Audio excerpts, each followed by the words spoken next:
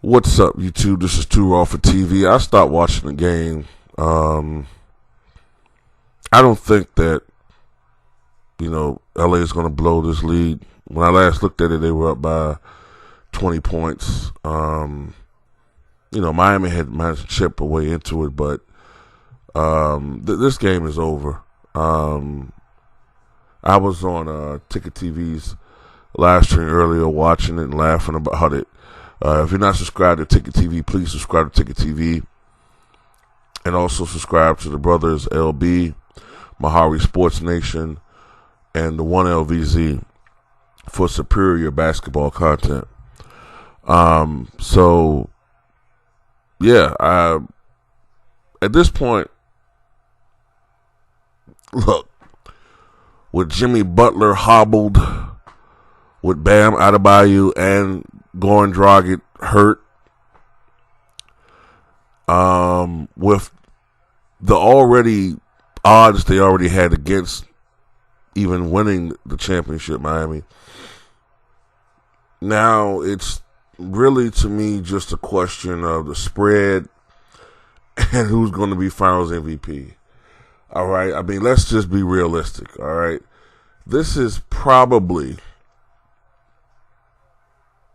And look, I'm not saying this to denigrate LeBron's competition,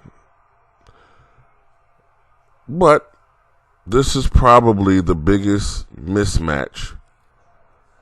And let me think before I say this, because I get on other people for saying things that aren't accurate. But I'm thinking, and I'm thinking, and I'm thinking. Yeah, this might be the biggest mismatch in NBA Finals history.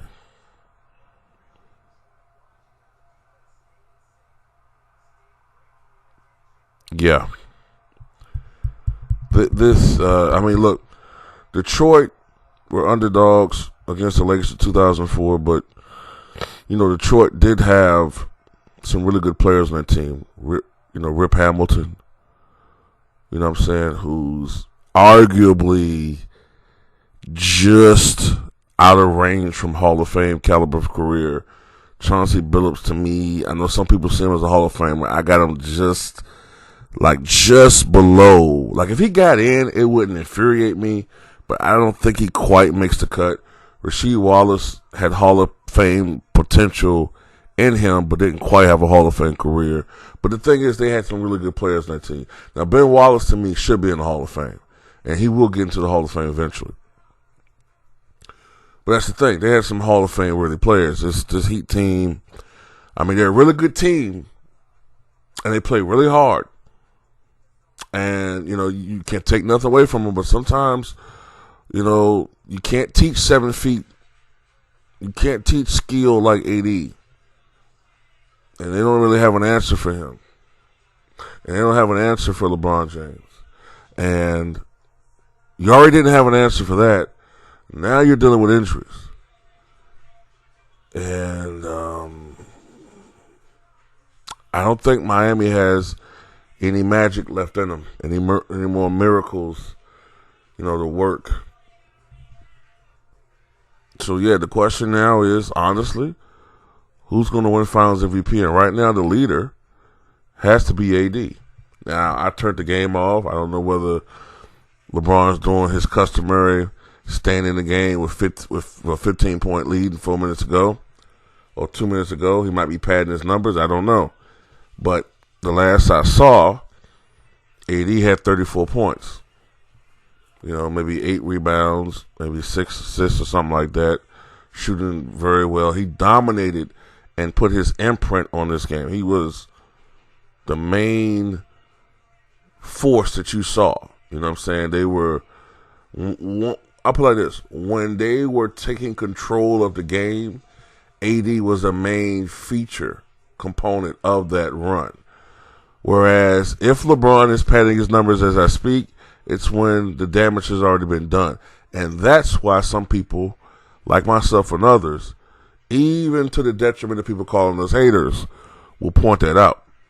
You know what I'm saying? It's not how many points you score.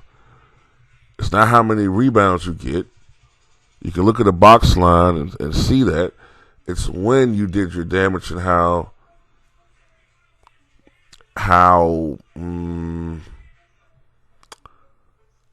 what's what I want to use?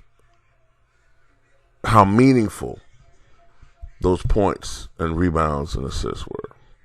How meaningful those buckets were when you got them. And right now, I would have AD as the leader as far as potential. I mean, that's a ways off. The Lakers still to win 3 more games. But right now, AD is the leading contender for Finals MVP. That could change. LeBron could go out for 40, 45 next game, and it's a different conversation. But right now, I'm also going to say this. After I've gotten over my, my foolish take on Kawhi Leonard, and with Kevin Durant being injured. And by the way, I saw some people say, look, Mike, why do you keep saying KD's the best player? He's not going to be the same. He is going to be the damn near same. His game is not predicated on athleticism. It'd be one thing if we were talking about a guy like Russell Westbrook with a brain, right? And he suffered an injury like that. That would be totally detrimental to his career. But Kevin Durant, his game, as a matter of fact, Kevin Durant was already transitioning to being a less athletic, reliant player and more on the fundamentals and shooting. So, I mean, yeah, will this take away a little bit of explosiveness? Perhaps. Will he drive a little bit less? Perhaps. But look, Paul George suffered a horrendous injury. All right, and perhaps Paul George doesn't drive quite as much as he used to. He doesn't go to the basket as much as he used to. And, and we all get on Paul George and, Pandemic P and all that. But Paul George is still one of the better players in the NBA. And he can still give you 20 points a game. But we're not even talking about Paul George. We're talking about Kevin Durant. So he's going to be fine.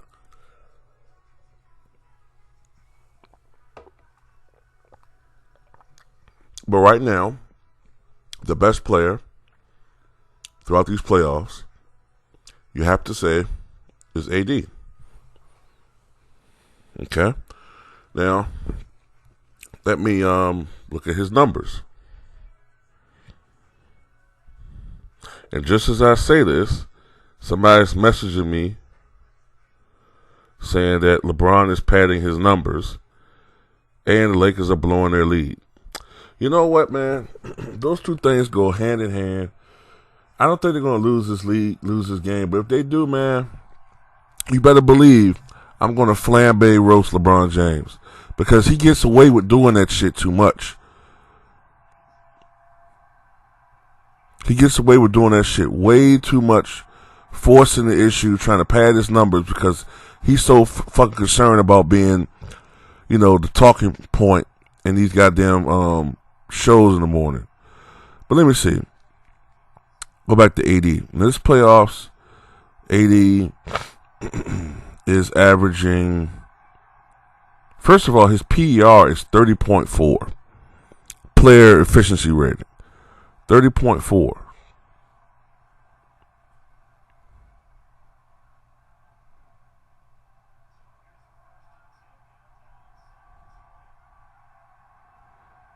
All right, but this playoffs, AD is averaging 28.8 points, 9.3 rebounds, 3.6 assists, which is a career high for him, 1.2 blocks. That's to be expected. He's not camped under the basket as much. When you play with a guy with LeBron, that's not going to happen. But he's shooting 57% from the floor and 37% from three, and 81% from the foul line. This guy's a fucking beast, man. This guy's an absolute monster, man. And for his career in the playoffs, AD is averaging almost 30 points a game. He averages 29.6 points per game and 11 rebounds and 3 assists. Yeah, man. AD is going to go down, if he stays with the Lakers. He's going to go down as one of the best big men in the history of the game. You know what I'm saying? I wouldn't put him up there with Kareem or Shaq or even Mikan or Wilt yet. But after those guys I named, he's right under there. You know what I'm saying? But tell me what you guys think, man. Who you think right now is the MVP for the Lakers? And who you think is going to win the MVP?